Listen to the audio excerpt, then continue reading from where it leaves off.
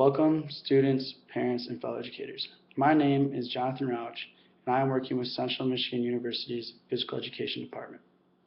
This video is intended for teaching the tennis serve. The first thing this video is going to do is talk about the importance of the serve, the rules of the serve, and then we're going to move on to the key points of the rubric and what we're going to be looking for in class.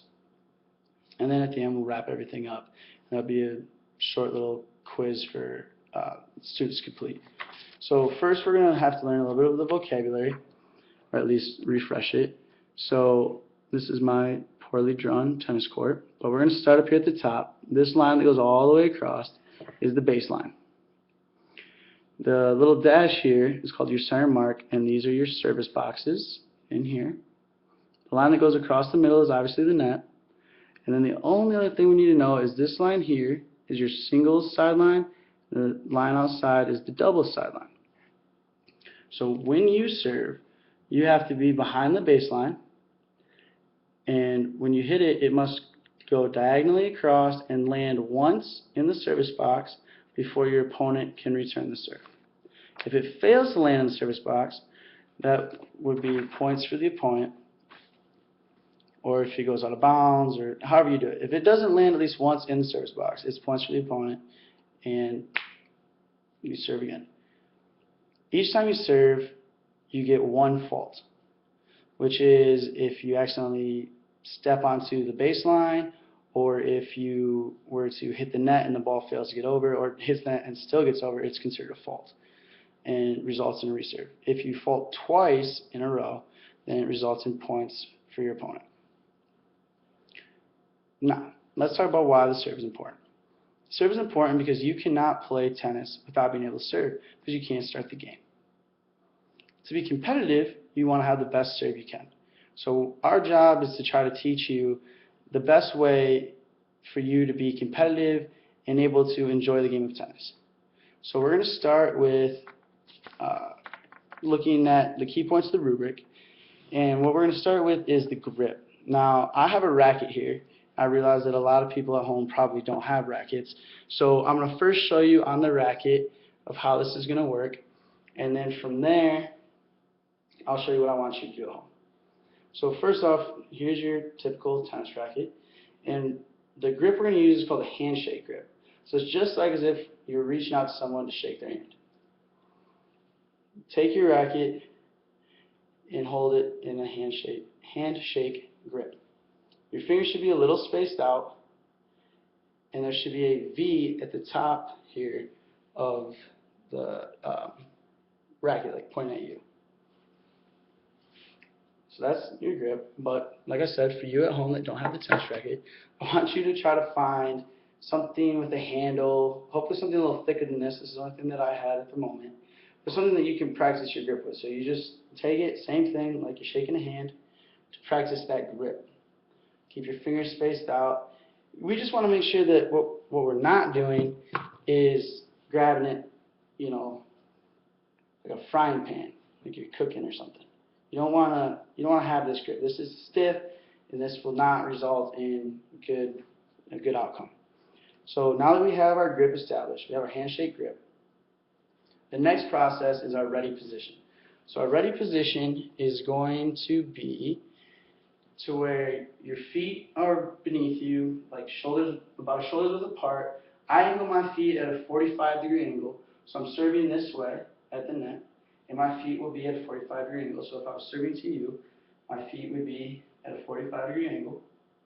Our hands, on the rubric it says together, but this hand's going to have the ball, this one obviously has the racket.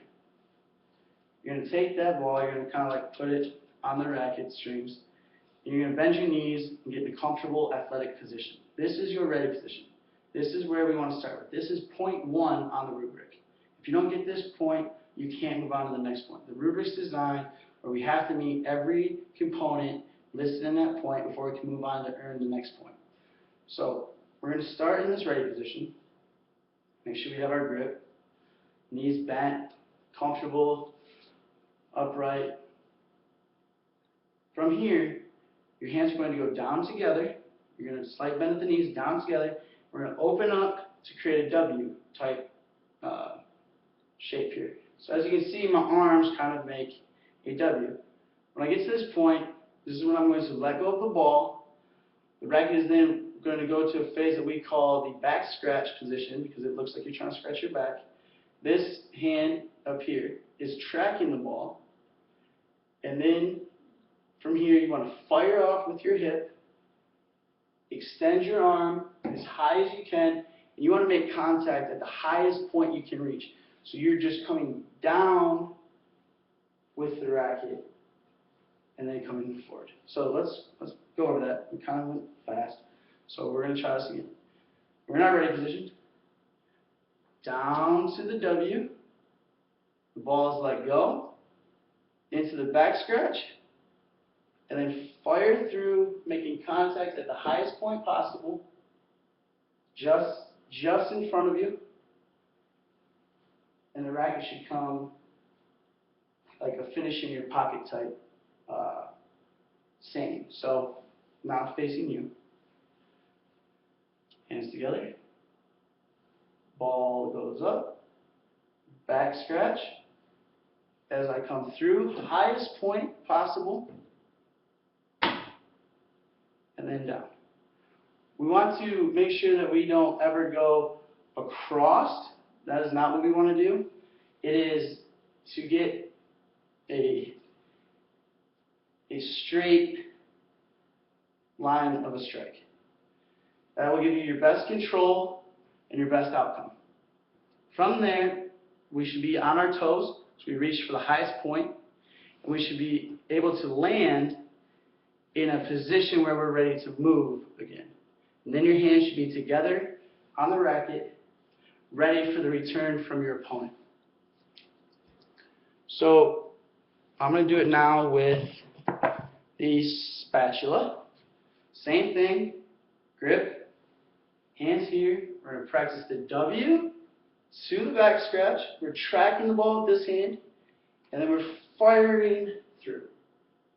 And obviously, from there, we're going to come forward. So if you were to go full speed, you would go up. So I'm ready to move at this point. I'm on my toes, I'm on the balls of my feet, I'm ready to read and react to my opponent's return. The next thing that we're going to look at, those are the key points of the rubric. The rubric says we want to look at the grip, the angle of our feet and our body. We want the hands together, as we talked about with the ball, like on the strings.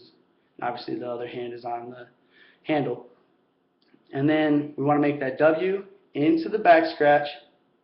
And then we want to rise up and strike the ball, arm locked out, fully extended, highest point, and then not across our body. That's a no. We want to come straight down. And then obviously bring that back foot forward to where we're ready to move, read, react, and play the game. So looking back, the key points that we're looking at is that we can't step on the baseline, can't step over the baseline. When we serve, our feet have to be behind the baseline. We then also have to serve diagonally. It has to land in the service box, diagonally away from us, to be a legal serve. The other key points is the grip, the handshake grip. We want to see that V on your hand. When you grip it, you should look down and see a V pointing right at you. The other thing is we want to focus on that W in the back scratch.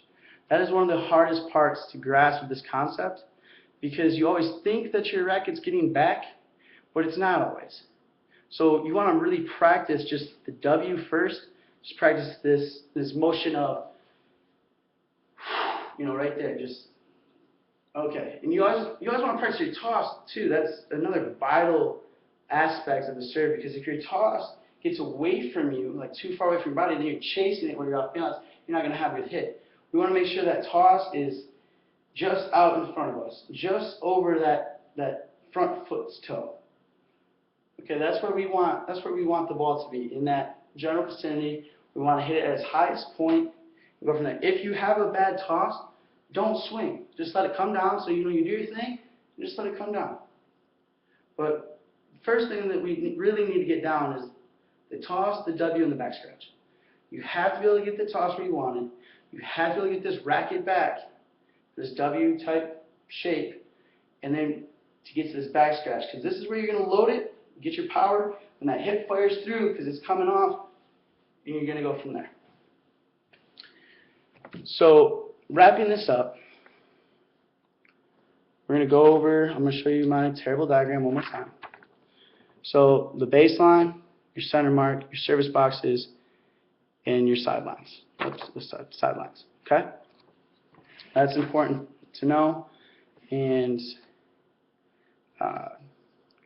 just practice the W, back scratch, toss, and obviously have your grip down. That's an easy way to just get the first point and a good way to start. Other than that, I believe that is all. But before you go, I attached a quick little mini quiz for you to complete. If this was ideal, this would be on a Blackboard shell. It's where you would just submit it right there. You wouldn't have to bring anything to class. It would just be submitted for me, ready to go. Unfortunately, this isn't that ideal situation, so you'd have to print this off, complete it, and then bring it to class the next day. All right.